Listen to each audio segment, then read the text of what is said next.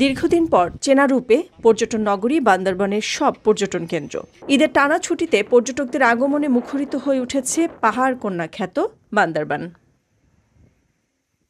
দেশের বিভিন্ন প্রান্ত থেকে পরিবার পরিজন নিয়ে অবকাশ যাপনে পর্যটকরা বান্দরবানের দর্শনীয় স্থানগুলোতে ছুটে আসছে। মেঘলা, নীলাচল, চিম্বুক, বগালেক, তমা, তুঙ্গী, নীলগিরি, শৈলপ্রপাত সহ সবগুলো পর্যটন কেন্দ্রে এখন পর্যটকের ভিড়। সকাল থেকে পর্যটকরা পরিবার পরিজন বন্ধু বান্ধব নিয়ে ঘুরে বেড়াচ্ছে এক পাহাড় থেকে আর এক পাহাড়ে। কেউ বা ছুটে যাচ্ছে ঝর্ণার পানিতে গা ভেজাতে। আর মনোমুগ্ধকর এ দৃশ্যগুলো স্মৃতি হিসেবে ধরে রাখতে কেউ কেউ চলন্ত মেঘের সাথে নিজেকে ক্যামেরাবন্দি করছে। এক কথায় নগর জীবনের ব্যস্ততা ভুলে পর্যটকরা এখন ব্যস্ত সময় পার করছে প্রকৃতির সৌন্দর্য উপভোগে। আজকের যে ভিউটা নীলাচলে এটা খুবই অসাধারণ, মেঘ, পাহাড় খুবই সুন্দর। এসে খুবই ভালো লাগছে, বিশেষ করে এই বিকেল টাইমটাতে বান্দরবানের নীলাচল ঘোরার মজাটাই আলাদা।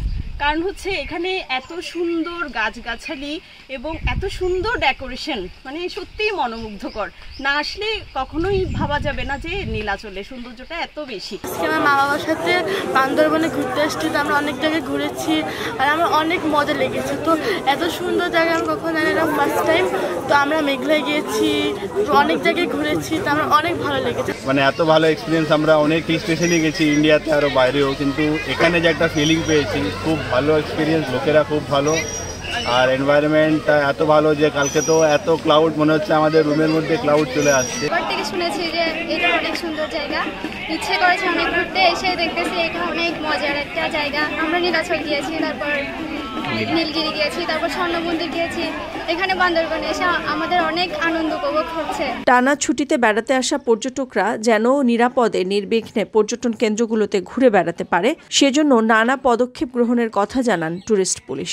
ট্যুরিস্ট পুলিশ বান্দরবান রিজিয়নের পক্ষ থেকে আমাদের সারা বছরই ডিউটি থাকে, তবে এই ঈদ উপলক্ষে বিশেষ ডিউটির প্রোগ্রাম করা হয়েছে। আপনারা দেখেছেন ওয়েদার কয়েকদিন খারাপ ছিল, এখন পরিবেশ ভালো আছে, রোদও দেখা যাচ্ছে।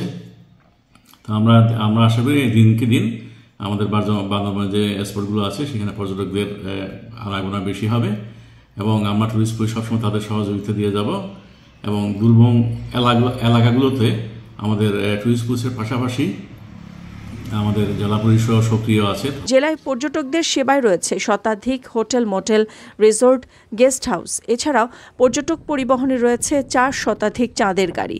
সব মিলিয়ে প্রত্যক্ষ ও পরোক্ষভাবে জেলার অর্ধ লক্ষ মানুষ পর্যটন ব্যবসার সাথে সংশ্লিষ্ট। পর্যটক বান্দরবনে আসে, তার মধ্যে 50% পর্যটক রুমা এবং থানচির উদ্দেশ্যে আসে। এই দুইটা বন্ধ থাকাতে কিছু পর্যটকের ভাড়া ছিল, সেটা ইনশাল্লাহ কাটিয়ে উঠবে বলে আমরা আশা করতেছি। নিউজ ডেস্ক, সারা বাংলা।